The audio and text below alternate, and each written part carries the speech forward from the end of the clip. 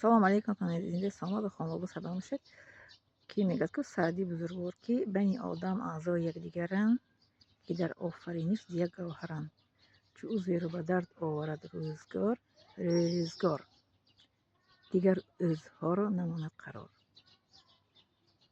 ин дар ҳадис пайғамбар омадааст ки мусалмон шақиқи мусалмон аст, яъне ки бо дар ҳадисга инчунин омадааст ки ҳамчун як ҷасад аст мусалмон ва мусалмони дигар.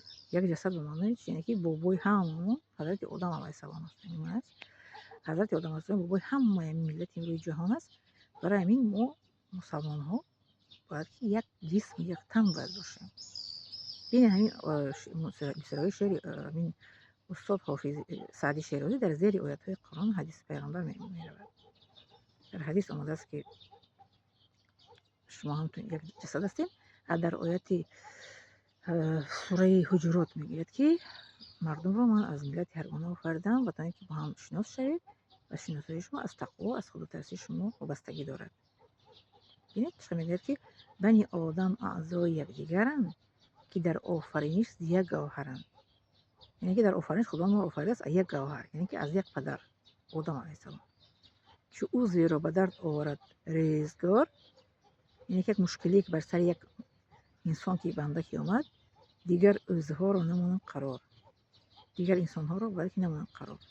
ман барои чӣ мисрои шеърро ба шумо гуфта истодам ки вақте ки мо мебинем ки инсон як мушкилие дорад, мо бояд ки ба ӯ ёрдам кунем. ба монанди чӣ? ба монанде ки як кас бемор аст, барои ӯ сум лозим аст, не барои тобат карданаш. бояд ки мо кӯшиш кунем ки пул ҷамъ карда ёрдам кунем. агар ки натонем дуо кунем дар ҳаққаш. ё ки инсон кор кофта истодааст, мисли ман, бояд ёрдам кунем ки кор ёбад, ҳамин инсон соҳиби кор шавад. ё ки инсон мехоҳад ки хона кунад, монанди хоҳари Ганҷинабоно, хоҳари мо дар ватан, уборка мекунад, маъракаро обод мекунад, мехоҳад ки хона хараду мошин харад, модарашро ба ҳаҷ бифиристад. инро инчунин бояд ки мо дастгирӣ кунем, мисол ки ба ҳама эълон кунем ки ба хоҳар вай кунед, муроҷиат кунем. рақамшо дар видео мондам ку, дар хабари фаврӣ буд, чӣ буд, дар ҳамон ҷо шумо мондам ку, ба ин хоҳар ёрдам кунед гуфтан. ёрдам ине ки муроҷиат кунем, омада уборкаотонро мекунад, маъракаотонро мегузаронад. гуфтан ку маърака мегузаронем, уборка мекунем. ва инчунин касе мехоҳад ки оила барпо кунад. мисол як бародар мисол арӯс хофтан дар кор, як хоҳар шавҳар хофтан дар кор. дар замони пайғамбар Муҳаммад саллаллоҳу алайҳи васалам вақте ки як зан шавҳараш ки аз дунё мегузашт, дарҳол ӯро хостурборонак мекарданд. меоварданд, ҳамқадар хостурборон меомаданд, занҷиро меомаданд. пайғамбар Муҳаммад саллаллоҳу алайҳи васалам чӣ мекарданд? мувофиқи ҳамон зан мардро интихоб карда оила барпо мекунанданд. дар мо агар як зан агар аз шавҳар барояд, ғайбату тӯҳматкунӣ сар мешавад ки агар вай соз мебуд қади шавҳараш меистод. дар замони пайғамбар ин рафторҳо набуд.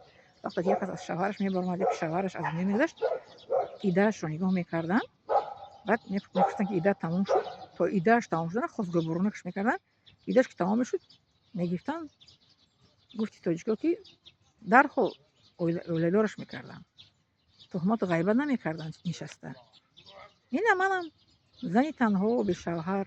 ҳаст марде ки мисол маро хостгорӣ кунен ба шавҳар тир. лекин ҳозир мебахшен мардҳо занҳои чиро мегиранд? мардҳое ки безананд, не ки мардҳои хуб ҳам зан доранд. мардҳое ки безан ҳастанд, мисол мардҳое ки ба сину соли ман ҳастанд, онҳо занҳои бо як дорандаро мехоҳанд гиранд, як зани коргарро мехоҳанд гиранд ки худашро таъмин кунад.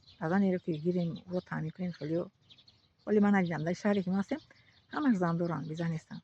чандо маро хостгорӣ карданд дар инҷо одамое ки ё намоз намехонанд, ё ки арақ мехӯранд, ё ки нозкашанд. мусалмон тоҷик аст, мувофиқи ман нест. арақхӯр, нозкаш, намоз намехонад, сигарет мекашад, ё ки дашном янда аст. ҳамин гуна.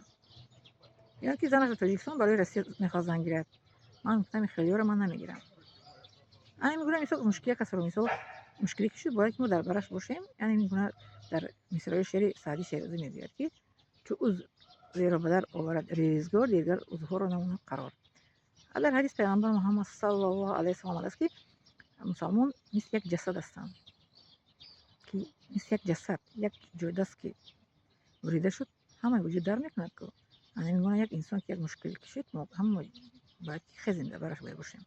چون در آیه قرآن میگه که اعوذ بالله من الشیطان الرجیم انما المؤمنون اخوه و درسته که مؤمنان برادر همدیگه هستند. و در آیات آخری